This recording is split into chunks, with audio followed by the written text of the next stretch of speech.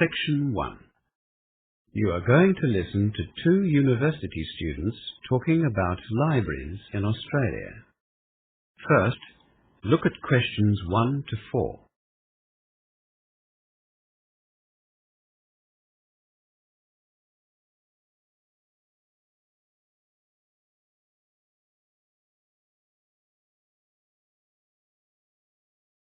You will see that there is an example already done for you. For this question only, the conversation relating to the example will be played first. What's wrong, Yumi? You look very serious. Oh, hi, Marianne. I've just been given the assessment guide for law, my major, and there are lots of assignments. You'll be spending a lot of time in the library then. That's my problem. I don't know anything about libraries in Australia. Oh, don't worry about that, Yumi. Librarians here are really friendly, and most of them are extremely helpful. Yumi said she doesn't know anything about libraries in Australia, so B is the correct answer. Now we shall begin. You should answer the questions as you listen, because you will not hear the recording a second time. Now listen carefully and answer questions 1 to 4. What's wrong, Yumi? You look very serious. Oh, hi, Marianne. I've just been given the assessment guide for law, my major, and there are lots of assignments. You'll be spending a lot of time in the library then. That's my problem. I don't know anything about libraries in Australia. Oh, don't worry about that, Yumi. Librarians here are really friendly, and most of them are extremely helpful. That's good to hear. My flatmate said I should join the local library. Do you think that I need to? Well, I think it'd be a good idea. They probably won't have many law books in the library, but you'll be surprised at what they do have. Australian libraries are generally very well resourced. And hey, if nothing else, you can get free internet access. Is it easy for international students to join? Yes. Lee Yun has just joined. All you need is your student card or some other ID and an account or bill that has your Australian address on it. Like a phone bill or an electricity bill? Would that be okay? Yeah, that's all. It's very easy. They encourage people to join the library. And you can borrow lots of books as well as video and audio tapes or CDs. The newspaper is available too if you've got time to stay at the library and read it. Will it cost much to join the library? Joining libraries here doesn't cost anything, but you'll have to pay a fine if you return your books after the due date. It's about 10 cents per book per day. How long can I borrow books for? The loan period for books is about a month, but you can easily extend the time for another month if you want to. You can even do it over the phone, but it has to be arranged before the due date. What about the university library? Haven't you been there yet? No, not yet. I was sick for the orientation week, and I missed out on the campus tour. Well, Yumi, I've got an hour before my next lecture. Why don't we walk up together and have a look around? Oh, that'd be great, Marianne. I'd really appreciate it. Yumi and Mary Ann arrive at the main entrance to the university library.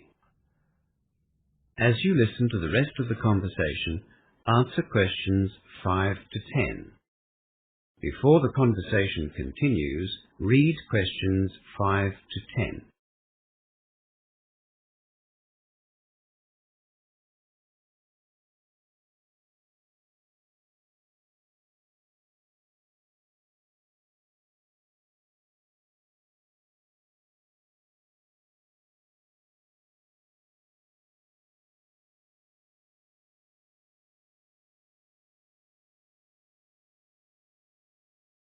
This is the main entrance. Let's go in. It's very big, isn't it? Yes, but here's a map which will help you. Can you see that it's a kind of L shape? Oh, yes. Is that the circulations desk in front of us? Yes. That's where all of the incoming and outgoing loans are registered. When you return a book, Just put it in the large box over there. See it's marked Returns? Just to the right of the desk. Yes, I see. Can I use the computers behind the desk to access the Internet? Those computers are for the library's database search system only. There are computers in the IT block which we passed on our way here to the library. Anyway, you can search for a book by typing in the title, author, topic, or a keyword. Are the computers easy to use? Yes, very easy. Even I can use them. Does it give a catalogue number after you do the search? Yes, it does. It'll also tell you in which section of the library to find the book. The library is divided into 3 sections. Straight ahead, behind the circulations desk, is the monograph collection. That just means you can borrow these materials for normal loans. Monograph collection? Yes, I see. The section behind the photocopiers is for all of the serial publications. That means journals and magazines and newspapers, of course. And the most important section for us is the reference section. You'll use it a lot. Unfortunately, the books in this section can't be borrowed. You have to use them in the library. It's over there, past the quiet study area. I see. So, do I need to join or register here? Or do I have automatic borrowing rights as a student? As long as you have your student card, you can borrow books from the monograph collection. Anyone else can access the rest of the library. What if I can't find a particular book? That's what the staff are there for, Yumi. Just go to the advisor's desk. Take a request card and fill in the details of what you're looking for. Where's the advisor's desk? It's just over there. The desk at the entrance to the quiet study area. Right. Well, I think I'll have a look now to see if I can find any of the recommended texts for my first law assignment. Yes, good idea. Texts on the recommended list from the lecturers are very popular, and you should try to borrow them from the library as soon as you get your list. That is the end of section 1. You now have half a minute to check your answers.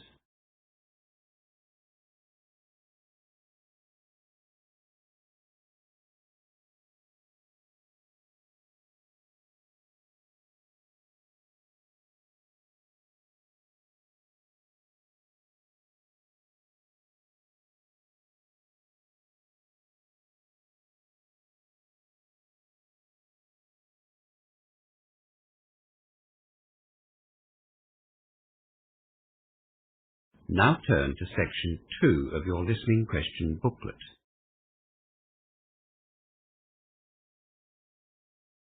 Section 2. You will hear Inspector Jack Gunn talking about international driver's licenses at an information session for international travellers. As you listen to the first part of the talk, answer questions 11 to 16. Before you listen, look at questions 11 to 16.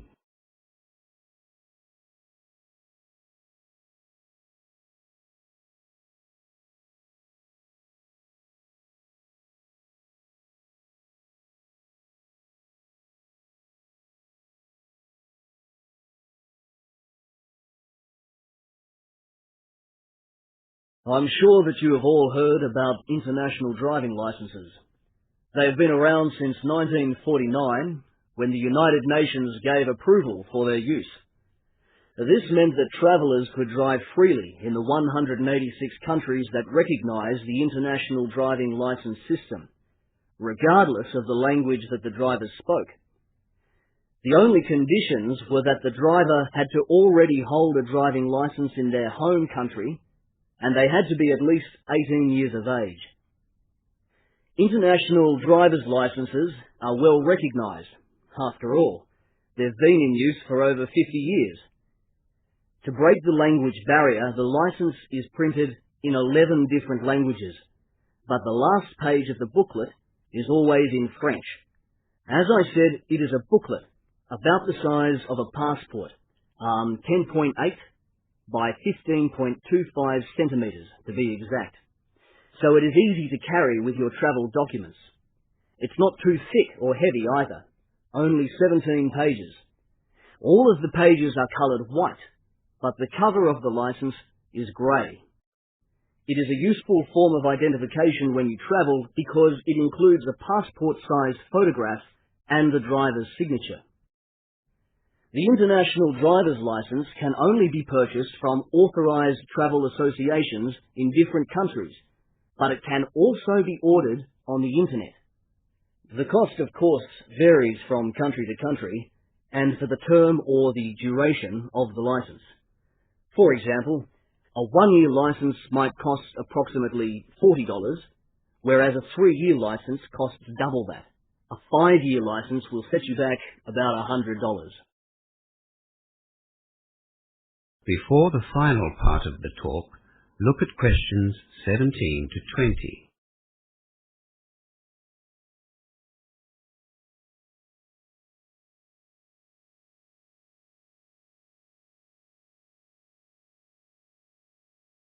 Now you will hear the rest of the talk. Answer questions 17 to 20. Before I outline the 4 most important points to consider before rushing off to get your international driver's licence, I should probably mention that, yes, the international driver's licence covers all types of vehicles from motorbikes to trucks. But, just as in your own country, you have to be qualified to drive such vehicles. You might like the idea of driving around the Australian outback on a motorbike, or checking out the English countryside in a bus with all your mates, but you'll have to take the appropriate test before you set off. Okay, now the 4 main points. Firstly, you cannot use an international licence in the country in which it is issued. It is for international travel only. Some international students avoid this rule by ordering their licenses on the internet, which will ask them to nominate a country of your choice for that very purpose. Secondly, some countries won't allow you to use an international license indefinitely. In Australia, for example, you can only use the international license for a year. After that, you must get an Australian driving license. Other countries aren't as strict as that. Thirdly, drivers on international licenses must abide by the road rules in the country that they are visiting. If you are caught breaking those road rules, you will have to pay the penalty, usually a fine. And if you are the cause of an accident, expect to pay for any damages that you are responsible for. Holding an international driver's license does not give you the right to be reckless. And yes, if you have been suspended or banned from driving in your own country, the same rules apply with an international driver's license. You must have an existing driver's license to apply for an international driver's license. Some police will, in fact, want to see both your international license and your own driver's license, so carry both licenses with you to save wasting valuable time. Finally, you don't have to take another driving test to get an international driver's license. Your own driver's license is proof that you know how to drive. However, it is your responsibility to learn the road rules of the country that you are visiting and to understand what the different road signs mean. Police are not always understanding to foreign drivers. If you break road rules either deliberately or out of ignorance, expect to pay the price. Police are ultimately the same everywhere. That is the end of section 2. You now have half a minute to check your answers.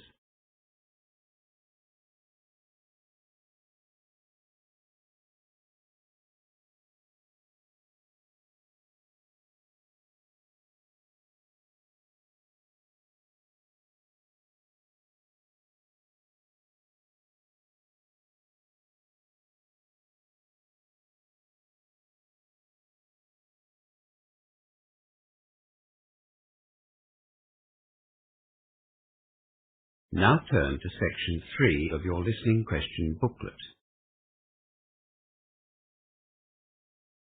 Section 3.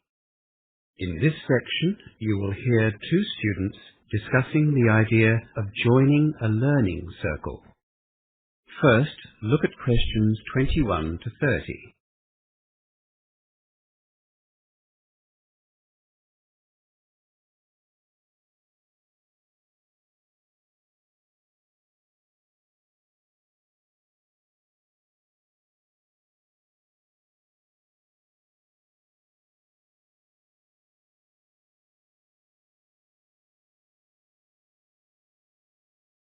Now listen to the discussion and answer questions 21 to 30. What's the reason for the learning circle you've set up, Hamish? Well, it wasn't my idea. The economics tutor suggested it, actually. He said that it's a good way to make sure you put in the time needed for a particular subject. But for me, well, I thought that studying in a group like that would give me some incentive to study. I really need a reason to learn, you know, motivation, especially in economics. Well, I guess study groups can give you discipline and motivation. They're both useful, but my biggest problem is that I'm finding economics quite difficult. I think I need extra help just to understand the material.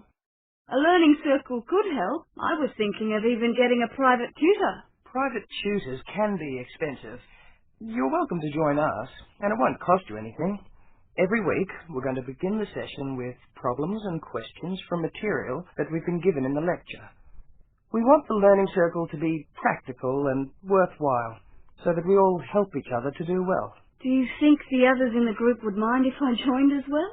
Of course not. There are only 5 of us, and you know us all. Well, I've been researching some past exam papers, so I'd be happy to contribute those to the circle if I join. One of the others suggested doing that too. He thought that we should try and identify any trends or common questions that were included in the past papers, and that way we could prepare a little better for the final exam. Yeah, that's what I was thinking. In fact, I've already started looking at last year's exams. Great. We're also going to hold mock tutorials, so we can practice our presentations on a smaller group before we have to do the real thing. I am so worried about that. I'm dreading that first presentation. I've never done any kind of public speaking before. Well, you're not alone. I think we're all pretty nervous about it, but we're hoping that the mocks will give us all a bit of confidence for the real tutorial. We don't want the group to be competitive, just collaborative. You know, working together and helping each other. It sounds like you've really thought the learning circle idea through. You seem well planned. It's just that when we all met last week to discuss the idea, we all had a list of objectives. You know, what we wanted to get out of a learning circle. That made the planning quite easy. Look, why don't you come next week to our first circle, and you can see if it's what you're looking for. If not, well, you won't have lost anything, and you can always organise a tutor for yourself afterwards. Yeah, I think I will. When and where are you going to meet? Our inaugural meeting of the circle is on Thursday evening, from 6 to 8 in Ryan Hall. Okay, I'll be there. We plan to talk about any material that we've had trouble with from the lecture first, and then we thought we'd talk about our individual learning styles. Even though we all know each other as friends, we thought that because it'll be our first time together as a study group, it might be useful. I'm not exactly sure what my learning style is. Give it some thought during the week, and try to notice how you study. Some people summarize everything or rewrite lecture notes every week. Others like to highlight the important points or group similar bits of information together. People like me, well, I have to read material at least 3 times before I can really comprehend it. Really? I'm a writer, I guess. I have to write everything down or I forget it straight away. I use the computer a lot. See? You do know how you learn. You just had to think about it. I'll bring the exam papers and the research that I've started. We probably won't have time to look through them at our first meeting. I'll bring them anyway, just in case. I think this learning circle idea is going to be a great success. That is the end of section 3. You now have half a minute to check your answers.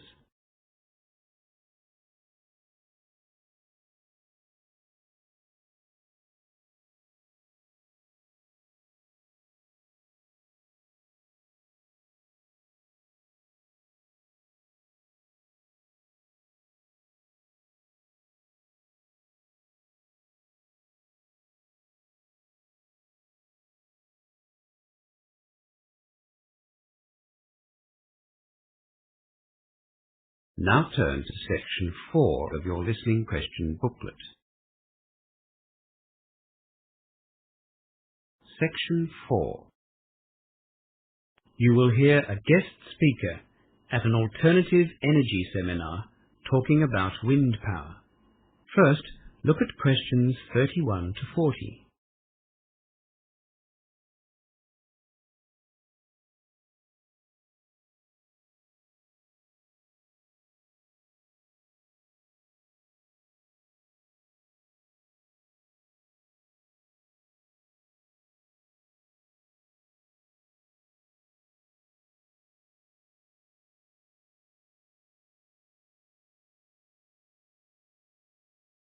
Now listen to the talk and answer questions 31 to 40.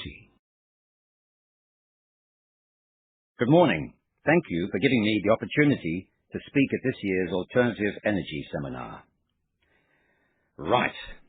Well, I know that the next speaker, John Dunkett, is going to talk about the mechanics of generating power using wind as an alternative source of energy, so I won't be using any technical terms, and I won't be going into the technology of how wind generators actually work.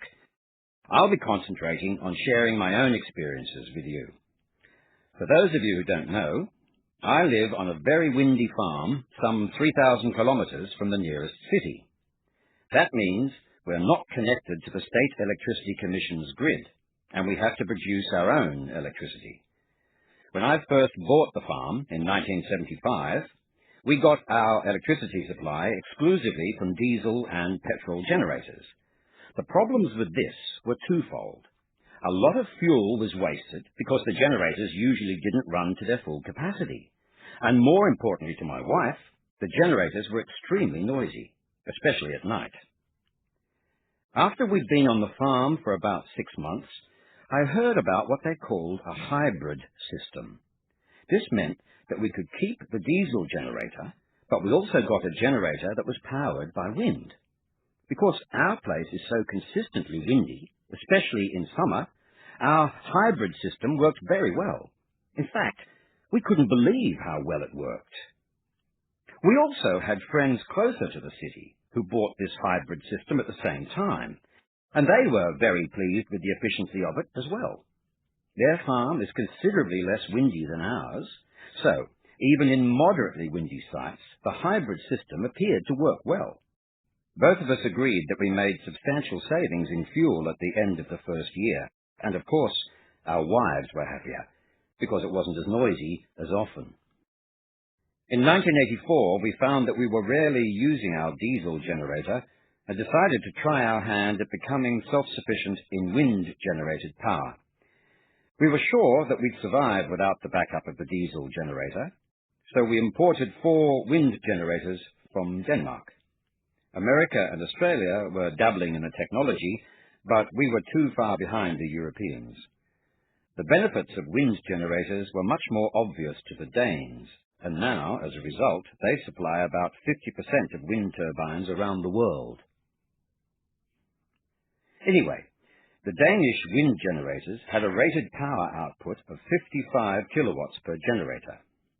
They made quite an impact on our landscape, and even though we could sometimes hear the mechanical noise from the generator itself, they were very quiet. The rotor diameters were about 20 meters. We felt proud that we were only using energy from clear, moving air to generate our electricity, no diesel or petrol or fuel smells either.